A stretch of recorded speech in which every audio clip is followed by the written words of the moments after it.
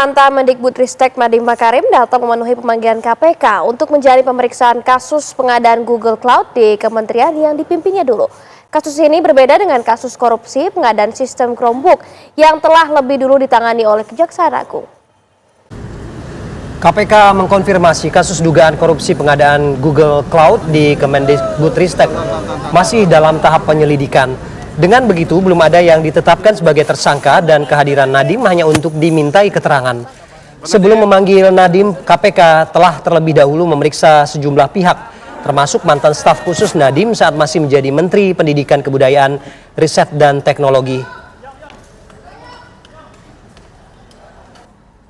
KPK menjelaskan pemeriksaan kasus Google Cloud beririsan dengan penyidikan kasus Chromebook di Kejaksaan Agung.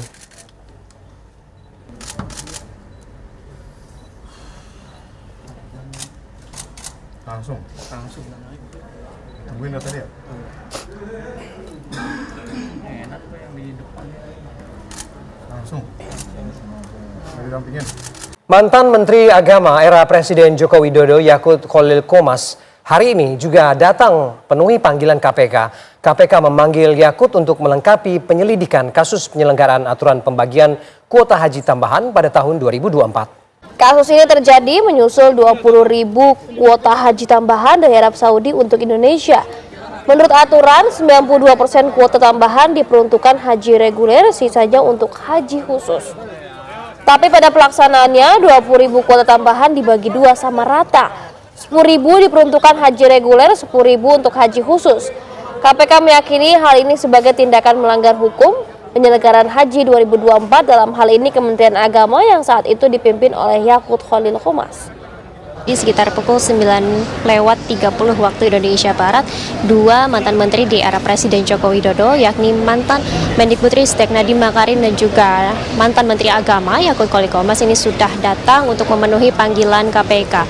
Namun meskipun datang secara kurang lebih bersamaan dalam kurun waktu yang cukup sebentar begitu, memang keduanya ini diperiksa dengan kapasitas yang berbeda, dengan dua kasus yang berbeda juga.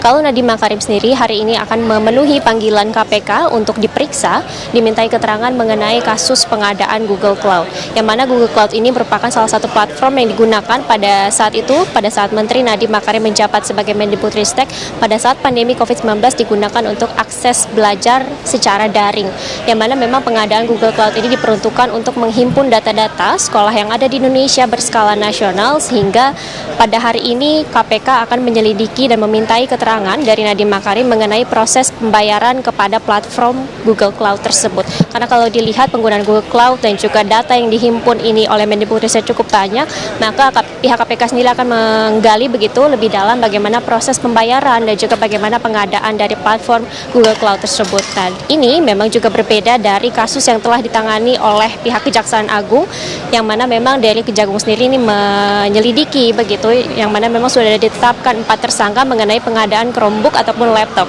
Sehingga perbedaannya adalah kalau di Kejagung ini memeriksa ataupun mendalami kasus mengenai perangkat kasarnya begitu, kalau yang ada di KPK ini mengenai adalah perangkat lunaknya yang digunakan adalah Google Cloud.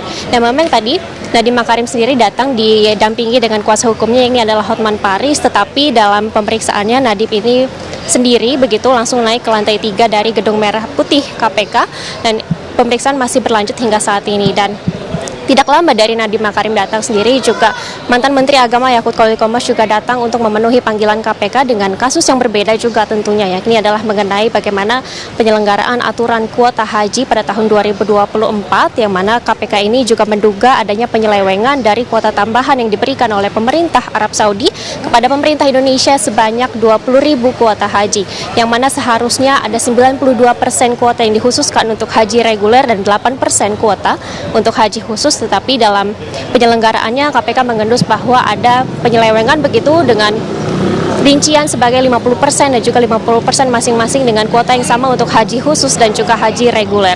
Tadi juru bicara dari Yakut Khalil Qomas, Anna Hasbi, juga menyebutkan bahwa untuk hari ini memang mantan Menteri Agama Yakut ini akan memberikan keterangan, mengingat bahwa bagaimana penyelenggaraan ataupun pengaturan kuota haji ini cukup rumit, sehingga keterangan dari mantan Menteri Agama Yakut Khalil Qomas hari ini memang sangat diperlui begitu oleh pihak KPK untuk menyelidiki proses dari jalannya kasus penyelewengan ataupun penyelenggaraan aturan pembagian kuota haji pada tahun 2024. Untuk sementara memang kami masih menunggu bagaimana jalannya pemeriksaan dari kedua mantan menteri tersebut karena memang dijalankannya ini secara bersamaan begitu pada pukul 9.30 waktu Indonesia Barat tadi, dan memang untuk pihak dari Nadiem Makarim sendiri masih belum memberikan keterangan pers secara resmi kepada awak media begitu bagaimana jalannya pemeriksaan atau apa saja nantinya yang akan disampaikan kepada penyidik dari KPK.